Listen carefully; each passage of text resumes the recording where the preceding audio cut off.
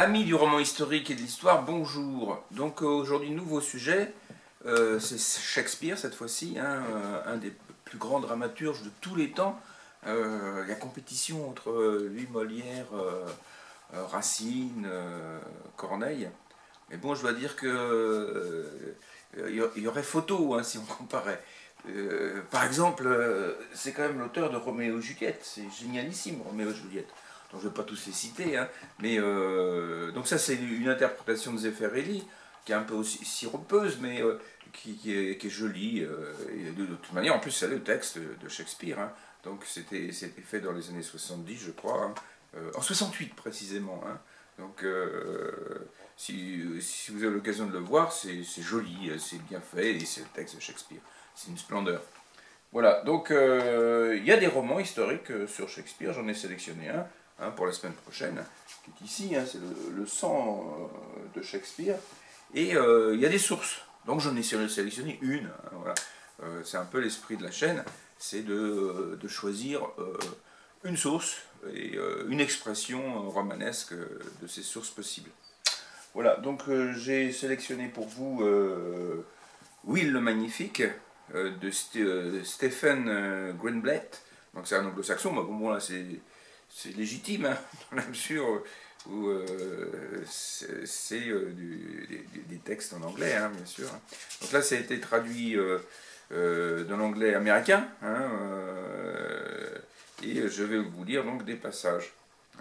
Donc Shakespeare est une grande chose, hein, c'est vraiment l'explosion de la culture anglaise qui a longtemps été dominée au niveau de l'aristocratie par la culture française. Hein. Comme disait Clémenceau, l'Angleterre est une colonie française qui a mal tourné. Et d'ailleurs, ils ont été dans la langue elle-même, ça les a imprimés, puisqu'on vous voyez, par exemple, on dit qu'il y a des influences sur la langue, les différentes langues qui se croisent, qui se mêlent, qui se connaissent, quoi. On dit souvent qu'il y a à peu près 500 mots d'arabe dans la langue française, hein, donc c'est pas beaucoup, hein, voilà. Mais par contre, il y a 10 000 mots d'origine française ou anglo-normande dans la langue anglaise, par exemple. Donc, Shakespeare est vraiment l'expression de la remise en avant de la langue du peuple, qui est redevenue la langue des souverains. Et c'est une belle expression, il faut m'y reconnaître. Will le Magnifique, Stephen Greenblatt. Qui était Shakespeare? De l'homme, rien ou presque n'a survécu. C'est le quatrième de couverture. Hein. Seule l'œuvre a traversé les siècles. Supposerait-il qu'elle éclaire une partie de ce mystère? Tel est le pari de Stephen Greenblatt. Au cœur des textes, au creux des pièces, retrouver la trace de Shakespeare. Le monde dans lequel celui-ci a grandi revit sous nos yeux, avec pour toile de fond l'Angleterre elle-même, Londres et sa prodigieuse vivacité. On découvre avec étonnement comment s'est forgé l'imaginaire du dramaturge, de quels souvenirs son œuvre est pétrie, quelles associations d'idées ont inspiré un vers ou une scène, et comment cet homme mystérieux, sans appui ni héritage, a transformé sa vie en une incroyable success story. Alors, Stephen Greenblatt, spécialiste incontesté de Shakespeare, professeur de littérature anglaise à l'université de Harvard, aux États-Unis, hein, et est également l'auteur du brillant Quattrocento. Will le Magnifique, finaliste du prix Pulitzer, a été traduit en 20 langues. Voilà. Donc j'ai sélectionné des passages. Hein. Donc, page 15, spéculation. Et oui, on est obligé de spéculer parce qu'il y a peu de traces en réalité du passage sur cette terre de ce génie.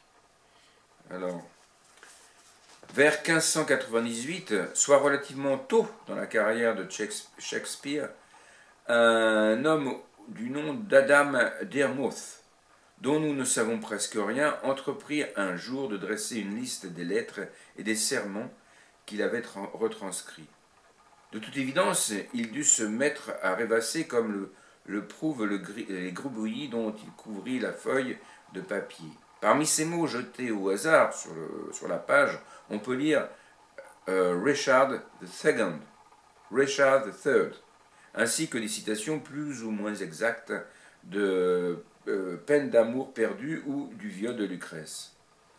Pour plus intéressant encore, il traça à plusieurs reprises le mot William Shakespeare, semblant ainsi vouloir tester l'effet produit par le fait de recopier ce nom comme si c'était le sien.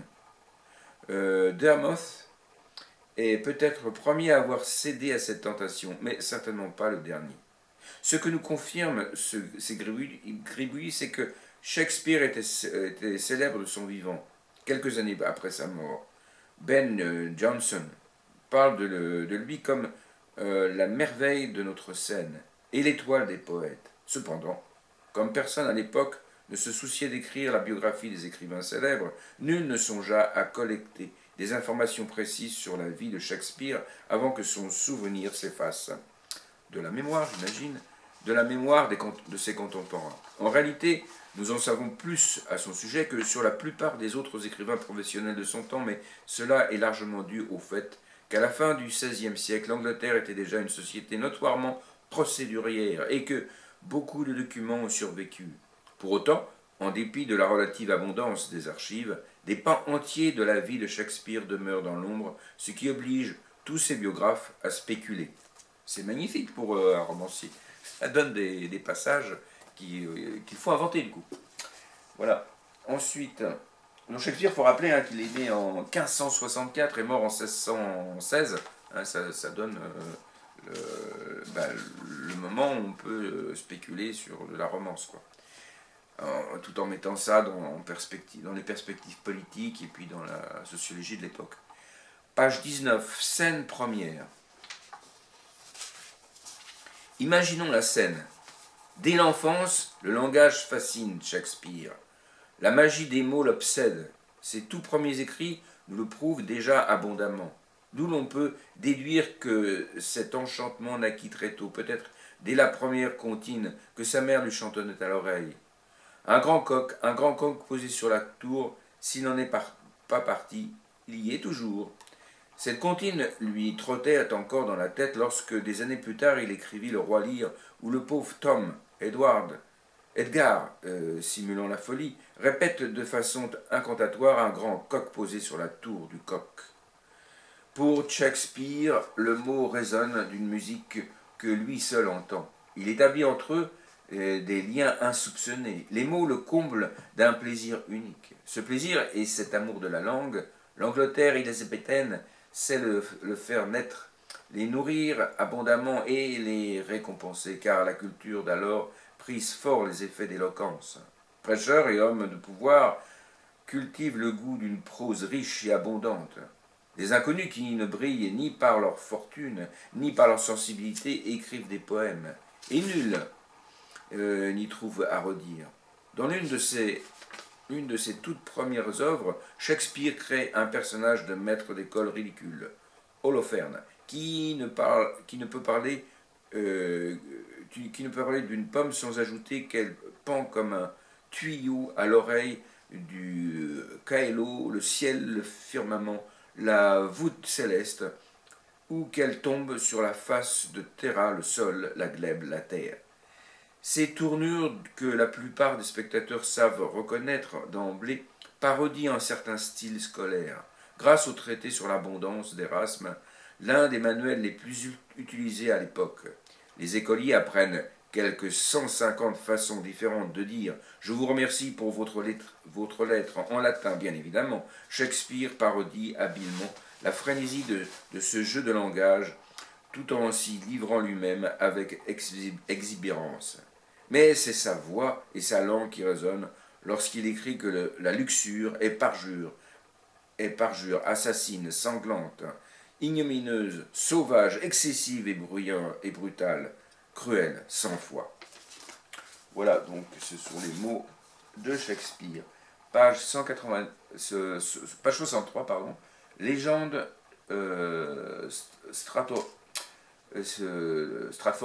Stratorienne. Alors, Stratford, page 63. Page 63. D'après une légende stratfordienne, voilà, c'est dur à dire, rapportée vers 1680 par John Aubrey, l'un de ses premiers biographes, Shakespeare aurait été apprenti boucher comme son père et aurait abattu des animaux. Lorsqu'il mettait à mort un veau, il le faisait avec grand style tout en déclamant une tirade. Excentrique à l'affût des ragots, Aubrey cherchait à savoir quel métier Shakespeare avait exercé et comment sa vocation d'acteur lui était venue entre le moment où il avait quitté l'école, aux alentours de 1580, et celui où il est fait mention pour la première fois de sa présence à Londres, et en tant qu'acteur et auteur dramatique au début des années 1590.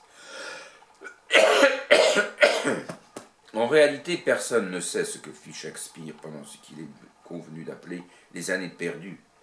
Ces quelques 10 années où il disparaît sans laisser le moindre trace dans les archives d'une époque notoirement précédurière. Ce mystère a engendré des spéculations infinies. Des légendes plus ou moins plausibles commencèrent à circuler environ 75 ans après sa mort, c'est-à-dire au moment où tous ceux qui l'avaient connu personnellement étaient décédés.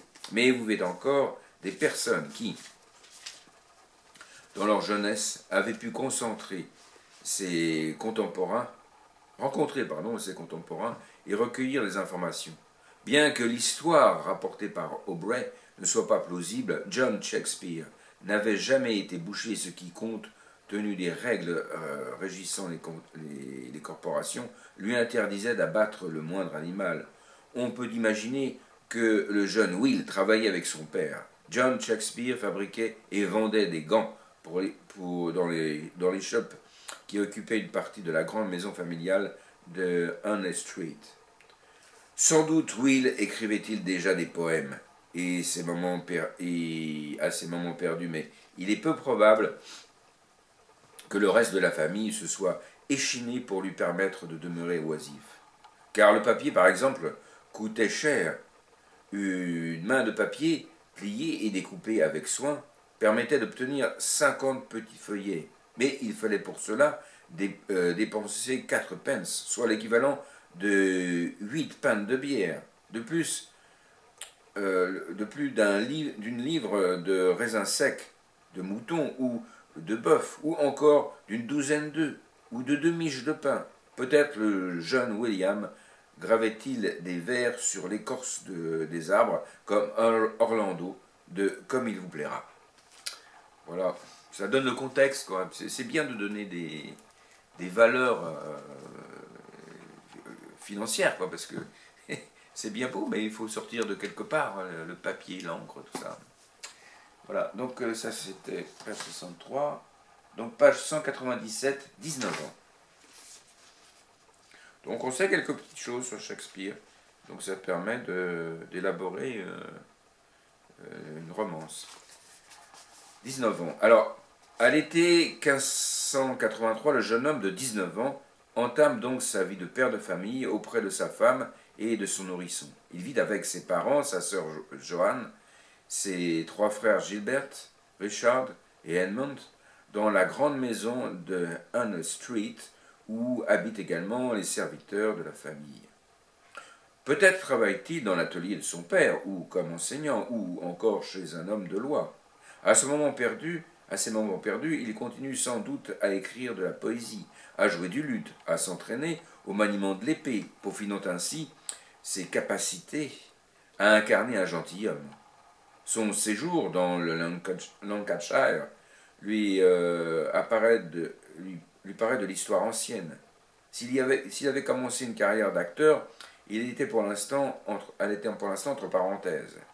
Et s'il avait trempé dans le monde obscur des conspirations qui avaient mené Campion saint et martyr à l'échafaud, ce n'était plus qu'un lointain souvenir dont il s'est détourné avec horreur. Au milieu des années 1580, la date précise n'est pas connue, il s'arrache à sa famille pour quitter Stratford, pour rejoindre Londres. Pourquoi prend-il cette décision? Comment les choses se passent-elles? Pendant longtemps, ces biographes se sont contentés d'une histoire rapportée pour la première fois à la fin du XVIIe siècle par le pasteur Richard Davis. D'après ce dernier, Shakespeare avait pris la fort malencontreuse habitude de voler gibis et lapins sur les terres de Sir Thomas Lucy, lequel l'avait fait souvent fouetter, parfois emprisonner, ce qui l'avait finalement obligé à s'enfuir de son pays natal pour son plus grand avantage. Nicholas Rowe rapporte une version similaire de l'extravagance qui obligea Shakespeare à quitter la région et abandonner l'État qu'il avait choisi, d'après lui. Shakespeare s'était mis à fréquenter des jeunes gens peu recommandables, à frayer avec de jeunes braconniers qui, plus d'une fois, étaient allés piller les terres de Sir Thomas Lucy à Charlecote, tout près de Stratford. Pour ce méfait, il fut poursuivi par ce gentilhomme d'une façon fort sévère, et pour se venger, il en avait fait une ballade, bien que ce dernier poème ait été perdu. On dit qu'il était piquant, ce qui aggrava les charges qui pesaient sur lui, à tel point qu'il dut quitter son métier, sa famille, et se réfugier à Londres. Voilà. Donc, ça donne du blé à moudre au romancier. Voilà. Ensuite, page 263, Marlowe. 263.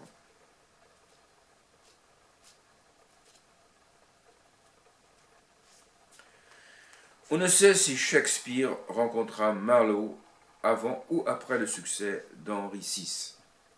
Mais il est certain qu'il fit la connaissance de l'auteur de Tamerlane ainsi que des autres poètes, comme on les appelait alors, qui travaillaient pour la scène londonienne. C'était un groupe hors du commun, comme il en surgit parfois dans l'histoire, un groupe que l'on peut comparer à la génération de peintres d'exception, qui convergent à Florence, au Quattrocento, ou à ces musiciens d'un extraordinaire talent qui firent naître le jazz et le blues de New Orleans et à Chicago au début du XXe siècle. Car pour révolutionner l'histoire de l'art, il faut que les hasards de la génétique rencontrent les circonstances culturelles et institutionnelles particulières.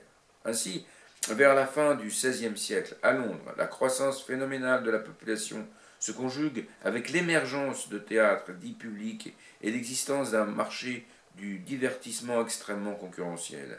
Sans compter d'autres facteurs comme l'augmentation massive de l'alphabétisation, un système éducatif fondé sur l'enseignement de la rhétorique, un goût pour l'éloquence cultivée dans la vie politique et sociale, une culture religieuse qui accoutume les fidèles à des sermons longs et complexes, un milieu intellectuel en pleine ébullition. Parallèlement, il existe peu de débouchés pour les jeunes talents intellectuels, car le système éducatif étant surdimensionné par rapport aux besoins de la société, ceux qui ne veulent devenir ni hommes d'église ni hommes de loi sont bien en peine de trouver un emploi. Dans ce contexte, malgré la stigmatisation dont il fait l'objet, le théâtre propose une carrière attractive. Il y eut donc un jour, vers la fin des années 1580, où Shakespeare entra dans une salle de taverne, très probablement à Shoreditch, South Park ou Backside, où il trouva la plupart des poètes attablés là. Christopher Marlowe, Thomas Watson, Thomas Lodge, George Peele, Thomas Nash et Robert Greene. Il se peut que John Lilly et Thomas Kind, entre autres, aient également été présents, mais même si le premier né en 1554 était nettement plus âgé et que le second, lequel partagea par la suite un logement avec Marlowe, semble avoir été tenu à l'écart du groupe. Car en dépit de ses succès au théâtre, Kind gagnait sa vie comme simple scrivener, copieur et écrivain public, une humble activité que les autres écrivains, sûrs de leur talent, jugeaient indigne d'eux. Marginalisé, exacerbé et arrogance marginalité exacerbée et arrogance intellectuelle assurent la cohésion du groupe. Pour Marlowe, qui mène une vie notoirement périlleuse, il semble que la marginalité du monde du théâtre soit l'une des jouissances de la vie. Cette instabilité et ce goût du risque sont partagés par les autres membres du groupe, bien que sous une forme moins extrême. Thomas Watson, par exemple, grand ami de Marlowe, avait brusquement interrompu ses études à Oxford. À l'âge de 13 ou 14 ans, il était parti voyager sur le continent afin d'y apprendre, selon sa propre expression, à parler des mots de sons divers. Revenu à Londres, officiellement pour étudier le droit, il s'était en réalité lancé dans une activité douteuse d'une certaine envergure qui mêlait espionnage et extorsion au fond. En parallèle, il devint l'une des figures les plus érudites de la scène littéraire. À 24 ans, il avait déjà publié une traduction de l'Antigone de Sophocle, écrit des poèmes et traduit Pétrarque et le Tasse, le tout en latin.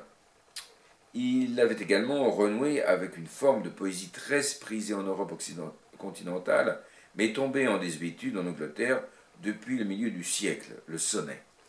Voilà, donc c'est le monde poétique de l'époque.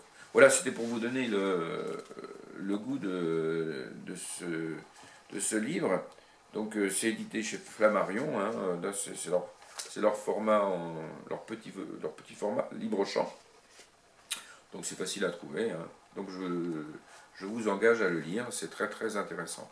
La semaine prochaine, donc, nous aurons affaire à Leçon de Shakespeare d'Eva Prudhomme, hein, c'est un livre en français, et sur un auteur anglais. Et je vous souhaite une bonne semaine à tous, et je vous dis à très bientôt.